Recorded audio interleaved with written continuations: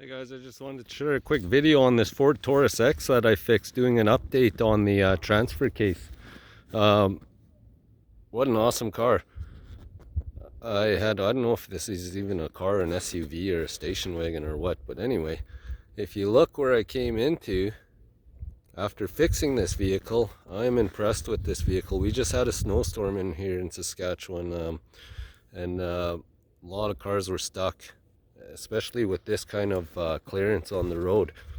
This one, as long as I kept moving, beautiful, kept going, went through all the snow. If you look at the road I came in here, not even a vehicle came in here, and I came through here like nothing. As long as I didn't stop, I went through about some places in 2 feet of snow, and I just barreled right through it.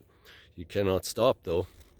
But yeah, update on the 2008-2009 Ford Taurus X on the transfer case replacement.